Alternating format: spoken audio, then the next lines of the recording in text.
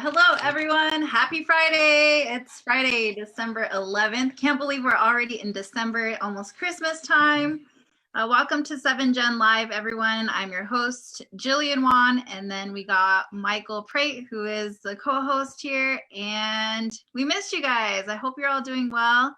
Seems like it's been a while. I don't know. Suddenly, time has slowed down just a bit, and I'm glad because I finally get to just enjoy some time, being out of school, enjoying the holidays. Everything's been pretty good. This weather's I've been talking about it a lot. Like, it's weird. I'm happy that it's nice out, but you think of global warming and it's pretty scary. So how you been, Mike? I've been great. I'm in a similar boat. We just finished a massive project for work that's been the last 3 months, just like tons of extra time. So we finished up this morning, did well, and could breathe easy a little bit. Ended classes last week. That was the first time I've been back in school in like 7 years solid. So that took me a little bit to get back in the rhythm, but it was good. Yeah, the weather's been super weird. It's like very cliche to talk about the weather, but it's actually been strange. It was like 75 degrees the other day. It felt like I was outside working on my chicken coop. It's supposed to be very cold right now. Why is it not cold? Yeah. I was talking to my mom. She lives in Phoenix, and she said they got rain for the very first time in 4 months. Dang. So weather's even weird over in Phoenix. It's like ridiculously hot over there. I think it's like 80 degrees and it's December. So how about Christmas? Are you guys ready for Christmas? Yeah, we are. Margaret's a big, she loves Christmas. So we went in. This will be our first Christmas here. In South Dakota. We have gone usually back to visit my family or Margaret's brother in different places. So this is our first time here. And with Willow, we were like, we got to go in first one. So got the house decorated, some lights, cool tree. Yeah, we're feeling good, ready to eat. Margaret's big about the Christmas spirit, loves Christmas movies, loves Christmas music. Not so much the religious aspect, but just for the holiday season. So yeah, how about you all? What do you got going on for it? Yeah, we're ready to go. We got started a little early, started before my birthday, which was back in November. So we're good to go. Usually we're like scrambling all the way up until the last minute, but 2020 has been a real hectic year. So I made it very clear to my family that I want to be like done with shopping, done with decorating ahead of time so we can just enjoy everything and not have to stress about it. So really looking forward to it. I don't even know if we're gonna have snow for Christmas, but we'll see. I'll be okay if we don't. Totally opposite ends here. That would be sad. Margaret was like, if Willow doesn't get a snow soon, I'm gonna be so bummed. We were supposed to try and get up to Alaska so she could meet relatives and stuff over there in August, and obviously with COVID and everything, weren't gonna chance it. So she's like, Will's barely even got any snow. The first time we got some, we like threw her out there and she was still really little, but oh well. You're lucky or you have family in Alaska. So I'm sure you're gonna have many trips in the future to Alaska. Totally. Definitely. Awesome. Well, I just want to remind you guys, if you're watching live on Facebook, please, we're asking you to please share this post or even host a watch party. It's very helpful to us. Plus, we just want as many people to get this awesome information as possible. We've been talking many times about all the good and amazing things happening right here on the Rosebud Sioux tribe. And as you all know, the Lakota Immersion School is one of those amazing things that's been going on since, when did the semester start for them? August? End of August, yep. Okay, end of August. And we're going to give you guys some updates on what's going on at the school. We have Shanice and Jackie with us today, and I'm going to let Mike do the honors of pronouncing the school because I have so much trouble saying it.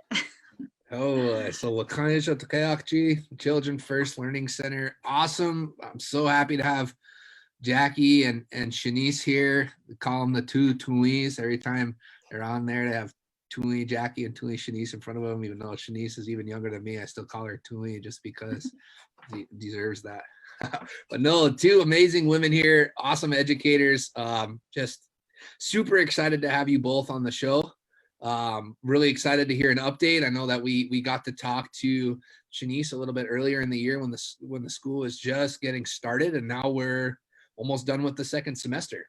Obviously everyone knows schools across the country have been trying to figure out what the heck to do with this pandemic, go live, whether it's virtual or whether it's in person, and trying to figure that out. And that's even more amazing that you all decided to do immersion, Lakota delivery, try and really like do it in an entirely different language medium for the students while also being online. So hats off. But welcome. How are you both doing over there? Is everybody's masked up, practicing proper safety over there? Good deal. Good to see everybody. Hi everybody, Shanice Nez. I'm doing good today. Ended early for the day, so we're just getting things ready for next week. Heck yeah, Friday fun day. Teacher's job never ends.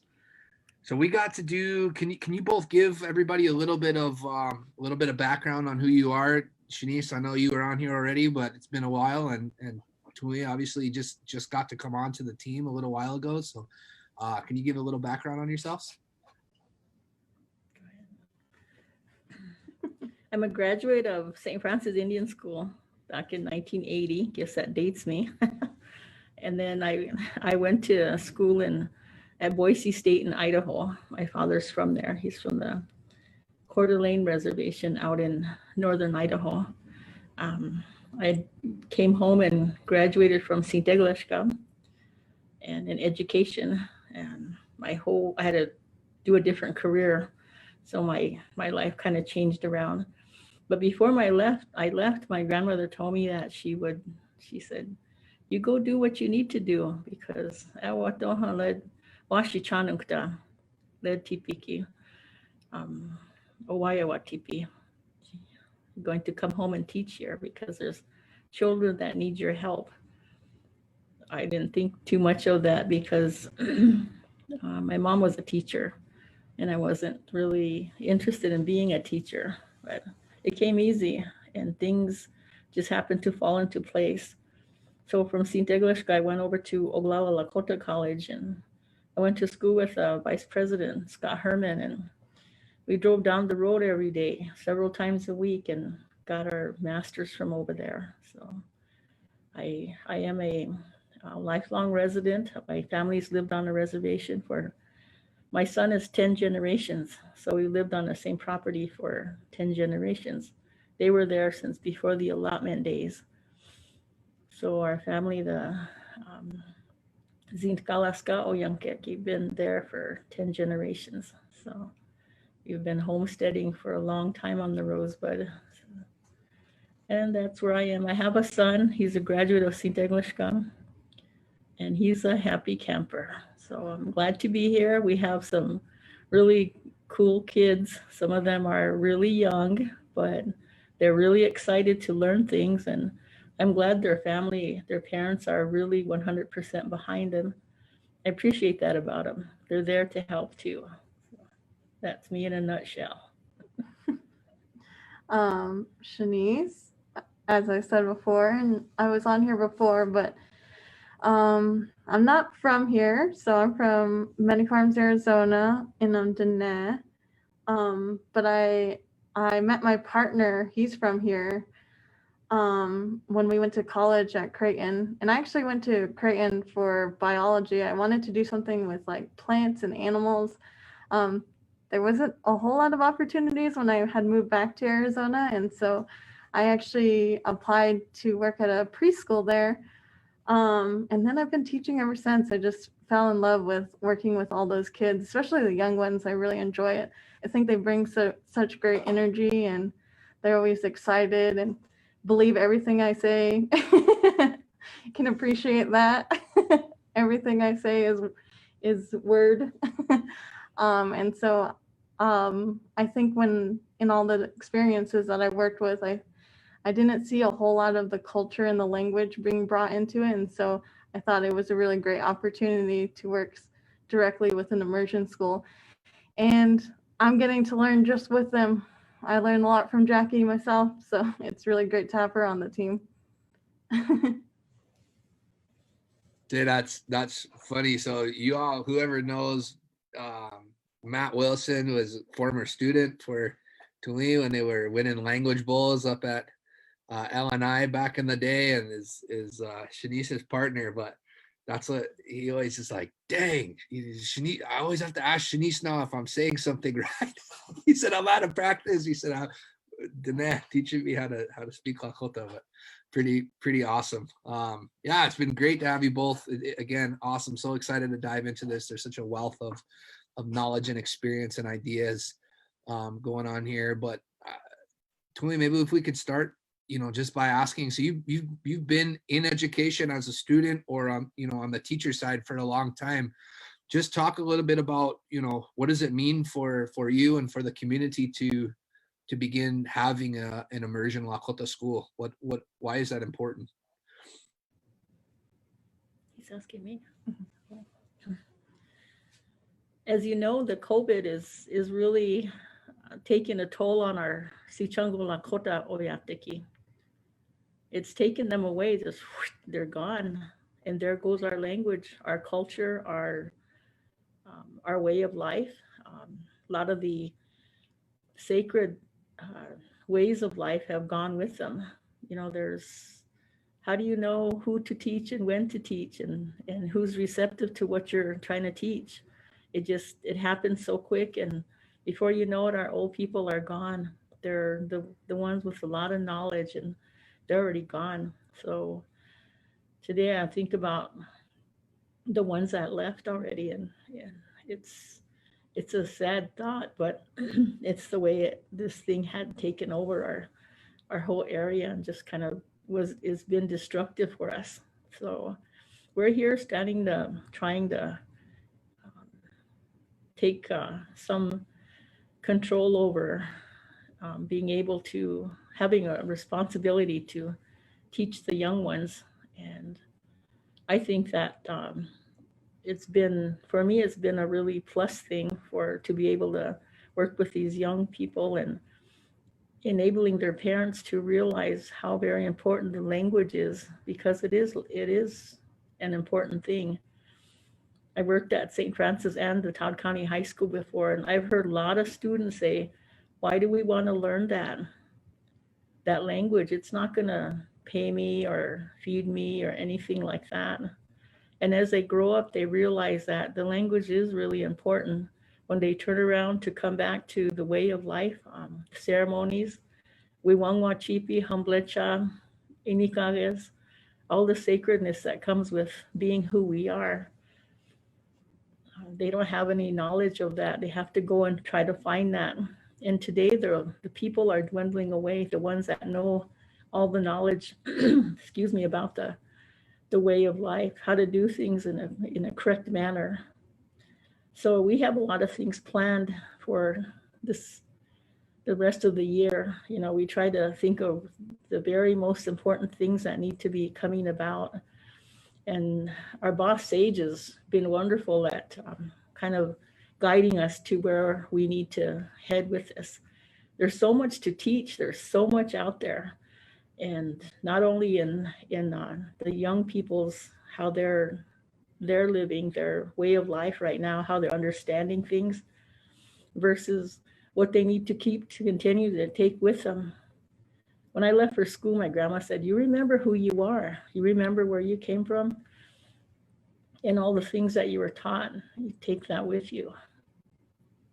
So that's what we're trying to do today, is still enable our kids to catch on to what we're trying to get across to them, how to be more receptive to what we're trying to teach. Granted, we can't teach it all because there's not enough time in the day. So we're doing our best.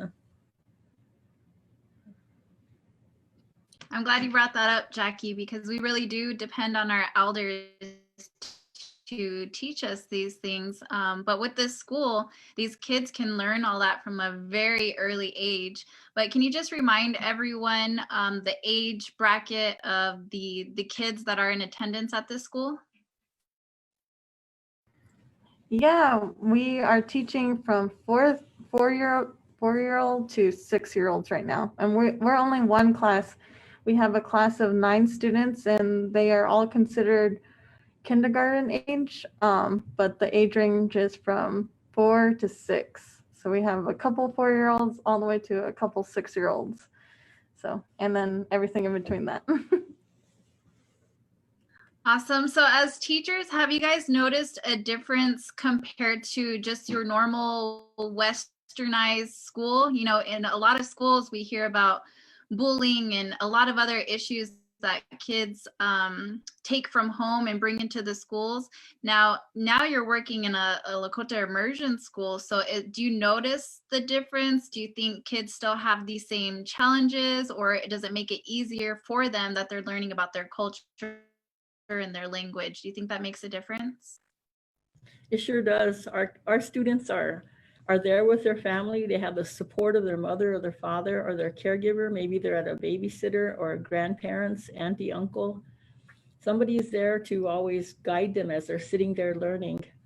So, and then they have each other. You know, they say hello to each other as soon as they get online. You know, they never mind us talking, giving instructions. They want to say hello to their buddies that are on the other screen. So they're excited about that.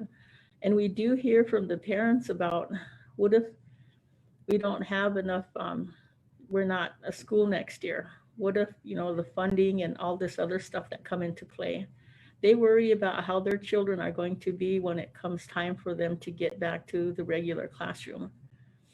And so if that happens to come about, you know, it's, you know, there'll be mainstreamed again back into regular education, and they're going to be facing that. It's a dilemma that it's going to happen, you know, and maybe it might not.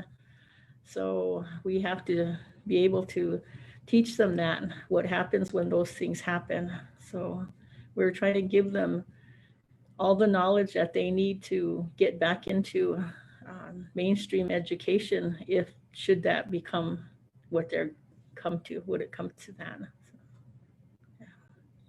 I know that's something that Sage really emphasized, you know, talking to him when they're first even thinking about the idea of the school, is he said, I want to prove to people that you can speak in Lakota, that can be your main language, but you can learn all the same things and demonstrate that at the same level of all the state standards as any other school. He said there's no reason that can't be done, that we don't have to sacrifice the language side to be able to, you know, also meet these other things. So I think that's really important and cool, to be able to have that balance, and that's a good piece to be bringing up. One of the things that, you know, I wanted to ask, like for both of you, how does I can't imagine doing immersion education virtually, and I can't imagine doing kindergarten education virtually. So how is that? How has this whole virtual thing been going? How have you been handling it? Like, I'm sure there could be some pros, some cons, but just talk about that a little bit. What's that experience been like for y'all? Oh, it's been very interesting. Quite a learning process for everyone. And I think the best part of it is that, like, I think the best pro of it is that we're really in people's homes, and, like, you know, just hearing the background noise and then hearing us. I think some of the other siblings are learning it, parents are learning it. We've had a few grandparents come on and just, like, listen and get excited about hearing us speaking the language. I think it really instills a lot of pride in all of the families that are in our school right now. So I think that's, like, one of the biggest pros. And I think unfortunately one of the biggest cons is the fact that there's a lot of missed opportunities in, like, teaching the language. We're not eating with the families, you know, we're not sitting down and eating lunch. And I think a lot of good conversation happens during times that we eat. And I think for us, that's a big missed opportunity. And it's hard for a kindergartner to be behind a computer for pretty much 8 hours. We can sustain them for maybe like an hour, and then we have to incorporate breaks. And so, there's just a little bit less learning time because of the fact that we can't successfully teach for 8 hours at a time. I think that's really hard to do on a computer because, like you incorporate play and you incorporate all these other things when you're in a classroom, and we're missing those opportunities. But we've been working really hard to send things home and trying to incorporate those. So I think, like I said, it's just been a whole learning process for us to teach, and we've been incorporating as many words as we can and sentences in our language. Sometimes we do have to fall back a little bit on English, but we always try to first say it in Lakota and then kind of lift it up in English if we need to. Do you want to add anything, Jackie? Yeah, it is very hard to see the concept in English and then translate to Lakota, or it could be the other way around. Either way, we have to make it a lot smaller, use the simplest terms in order to get across our meaning or what we're trying to get across to the students in any given day. It's a matter of making things to fit to their knowledge, so they have some knowledge of the language and the usage of it. So a lot of them are catching on. It's in time they'll be able to talk to each other and ask each other questions. So as I show the concept of even asking questions, who, what, when, where, why, daku, doha, doka, they're questions that kids ask when their parents are gone. Maybe their parents went shopping and they came back and they're their first they're their first interviewers. Where did you go? Who did you see over there? What did you get me? The concept is there, so they understand it. So we turn that and then put the Lakota word in it. It's used in isolation, but as we talk about it more, sentences come out. Het duaha or het dakuha. We add the little bits of words that help to make that a full sentence. So as the children are learning to write dakuha, or just daku, they learn to write dakuha or learn to say dakuha or het dakuha or het duaha, or they're putting their sentences together as they're learning to write. So it is squish time, and then pretty soon there's no more time. It goes fast. So they're catching on at a good speed. Shanice, just going back to the way you answered Mike's question, I love that you focused on a pro before anything. And that was the first thing you mentioned, was a pro about this whole situation, the way things have been going on. But me being a Facebook user or Facebook spectator, I see a lot of parents who are having difficulty and they're expressing their frustrations on Facebook about this virtual learning, and they're feeling like their kids aren't getting the best education that they should be. And this isn't aimed specifically at you guys or your school, but just in general. So do you have some words of encouragement to give to parents who are feeling these frustrations and having all this difficulty while their kids are trying to learn at home?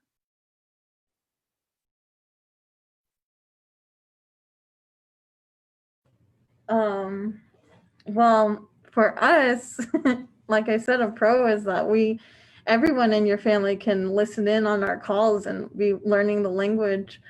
But I think it's just like any opportunity in your house can be a learning opportunity. I think it's just kind of taking it a little bit easy on yourself as a parent. I understand that even some of our parents for our school have 8 or so children who are learning, and that is a lot. Like every Zoom call, every meeting you have to make, so like having to time those out perfectly. And as a teacher, we have to time them out perfectly because we don't know what the next person's schedule is going to be like. If I say I'm going to be on at 11, I should be on at 11. But just, I think, try not to take too much of the fun out of it. Just work on what you can. I think it's just, so if you're learning to count, just finding random things in your house to count, like all right, we have 4 people in our family. We need how many spoons to eat tonight? So let's count out those spoons for each person. Just trying to incorporate learning where you can. I think that's the only way we're going to get through it. And,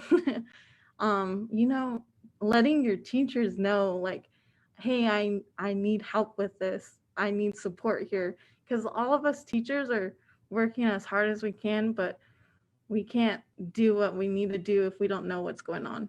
So all teachers are going to appreciate any feedback.